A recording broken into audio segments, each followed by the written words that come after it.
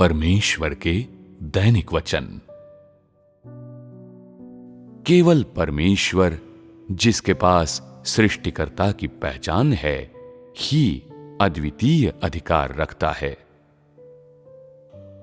परमेश्वर का अधिकार किसका प्रतीक है? क्या ये स्वयं परमेश्वर की पहचान का प्रतीक है? क्या ये स्वयं परमेश्वर के सामर्थ्य का प्रतीक है? क्या ये स्वयं परमेश्वर की अद्वितीय हैसियत का प्रतीक है?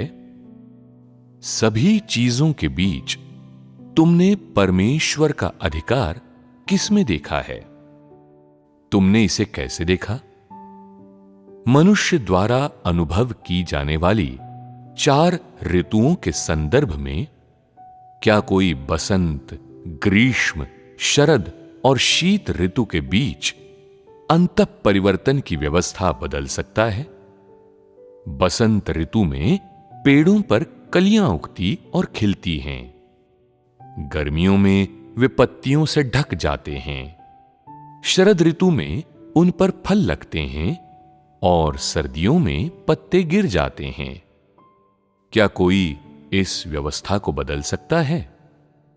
क्या यह परमेश्वर के अधिकार का एक पहलू दर्शाता है? परमेश्वर ने कहा, उजियाला हो, और उजियाला हो गया। क्या ये उजियाला अभी भी मौजूद है? ये किसके कारण मौजूद है? बेशक ये परमेश्वर के वचनों के कारण और परमेश्वर के अधिकार के कारण मौजूद है। क्या परमेश्वर द्वारा सृजित हवा अभी भी मौजूद है? क्या मनुष्य जिस हवा में सांस लेता है वो परमेश्वर से आती है? क्या कोई परमेश्वर से आने वाली चीजें छीन सकता है? क्या कोई उनका सार और कार्य बदल सकता है? क्या कोई परमेश्वर द्वारा नियत रात और दिन और परमेश्वर द्वारा आदेशित रात और दिन की व्यवस्था नष्ट कर सकता है? क्या शैतान ऐसा कर सकता है? अगर तुम रात को नहीं सोते और रात को दिन मान लेते हो, तब भी रात ही होती है। तुम अपनी दिनचर्या बदल सकते हो, लेकिन तुम रात और दिन के बीच अंतः परिवर्तन की व्यवस्था बदलने में असमर्थ हो। यह तथ्य किसी भी व्यक्ति द्वारा अपरिवर्तनीय है ना? क्या कोई शेर से बैल की तरह भूमि जुतवाने में सक्षम है? क्या कोई हाथी को गधे में बदलने में सक्षम है? क्या कोई मुर्गी को बाज की तरह हवा में उड़वाने में सक्षम है? क्या कोई भेड़िए को भेड़ की तरह घास खाने के लिए मजबूर कर सकता है? नहीं। क्या कोई पानी में रहने वाली मछली को सूखी जमीन पर जीवित रखने में सक्षम है? ये मनुष्यों द्वारा नहीं किया जा सकता। क्यों नहीं किया जा सकता? इसलिए कि परमेश्वर ने मछलियों को पानी में रहने की आज्ञा दी है, इसलिए वे पानी में रहती हैं। जमीन पर वे जीवित नहीं रह पाएंगी और मर जाएंगी। वे परमेश्वर की आज्ञा की सीमाओं का उल्लंघन करने में असमर्थ हैं। सभी चीजों के अस्तित्व की एक व्यवस्था और सीमा होती है, और उनमें से प्रत्येक की अपनी सहज प्रवृत्ति होती है। वे सृष्टिकर्ता द्वारा नियत की गई हैं और किसी भी मनुष्य द्वारा अपरिवर्तनीय और अलंघ्य हैं। उदाहरण के लिए, शेर हमेशा मनुष्य के समुदायों से दूर जंगल में रहेगा, और वो कभी उतना विनम्र और वफादार नहीं हो सकता जितना कि मनुष्य के साथ रहने और उसके लिए काम करने वाला बैल होता है। हालांकि हाथी और गधे दोनों जानवर हैं और दोनों के 4 पैर होते हैं, और वे जीव हैं जो हवा में सांस लेते हैं, फिर भी वे अलग प्रजातियां हैं, क्योंकि उन्हें परमेश्वर द्वारा विभिन्न किस्मों में विभाजित किया गया था। उनमें से प्रत्येक की अपनी सहज प्रवृत्ति होती है, इसलिए वे कभी आपस में बदले नहीं जा सकेंगे। हालांकि बाज की ही तरह मुर्गे के भी 2 पैर और पंख होते हैं, लेकिन वो कभी हवा में नहीं उड़ पाएगा। ज्यादा से ज्यादा वो केवल पेड़ तक उड़ सकता है। ये उसकी सहज प्रवृत्ति से निर्धारित होता है।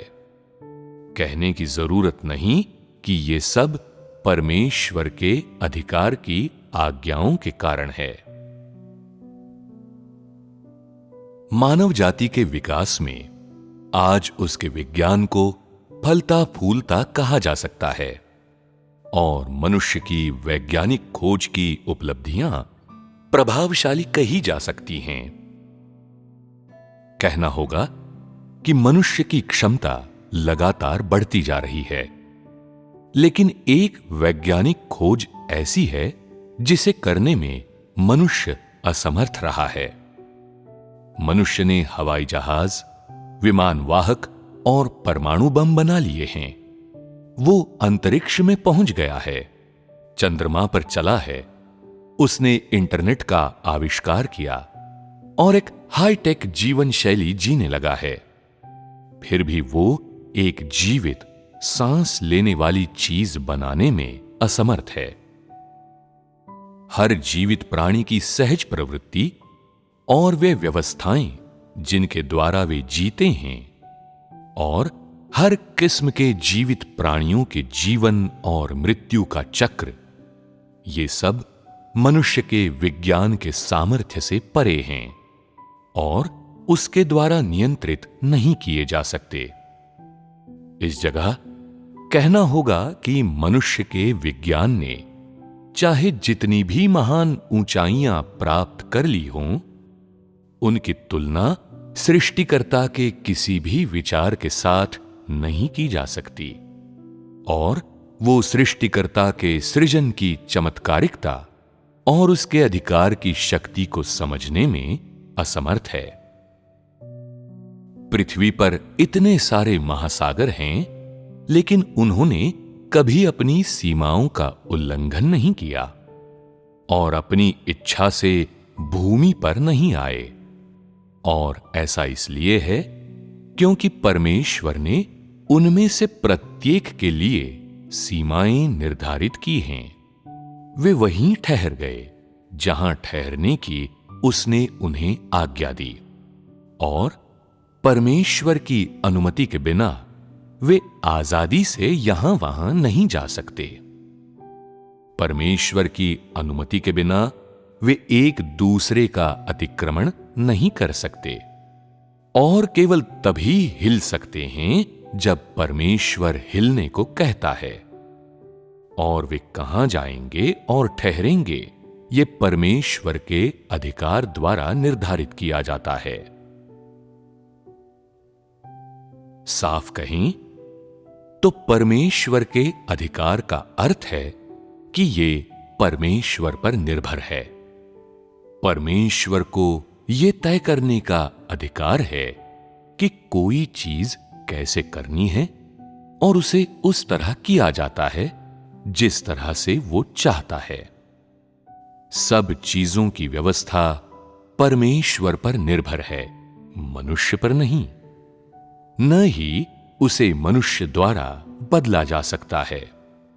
उसे मनुष्य की इच्छा से नहीं हिलाया जा सकता, बल्कि परमेश्वर के विचारों, परमेश्वर की बुद्धि और परमेश्वर के आदेशों द्वारा बदला जाता है। ये एक ऐसा तथ्य है जिससे कोई भी व्यक्ति इनकार नहीं कर सकता। स्वर्ग और पृथ्वी और सभी चीजें, ब्रह्मांड, तारों भरा आकाश, वर्ष के 4 मौसम, जो भी मनुष्य के लिए दृश्यमान और अदृश्य हैं, वे सभी थोड़ी सी भी त्रुटि के बिना परमेश्वर के अधिकार के तहत, परमेश्वर के आदेशों के अनुसार, परमेश्वर की आज्ञाओं के मुताबिक और सृष्टि की शुरुआत की व्यवस्थाओं के अनुसार अस्तित्व में हैं, कार्यरत हैं और बदलते हैं। कोई भी व्यक्ति या चीज उनकी व्यवस्थाएं नहीं बदल सकती, या वो अंतर्निहित क्रम नहीं बदल सकती जिसके द्वारा वे कार्य करते हैं। वे परमेश्वर के अधिकार के कारण अस्तित्व में आए और परमेश्वर के अधिकार के कारण नष्ट होते हैं। यही परमेश्वर का अधिकार है। अब जबकि इतना कहा जा चुका है, क्या तुम महसूस कर सकते हो कि परमेश्वर का अधिकार परमेश्वर की पहचान और हैसियत का प्रतीक है? क्या परमेश्वर का अधिकार किसी भी सृजित या गैर सृजित प्राणी के पास हो सकता है? क्या किसी व्यक्ति, वस्तु या पदार्थ द्वारा इसका अनुकरण, प्रतिरूपण या प्रतिस्थापन किया जा सकता है?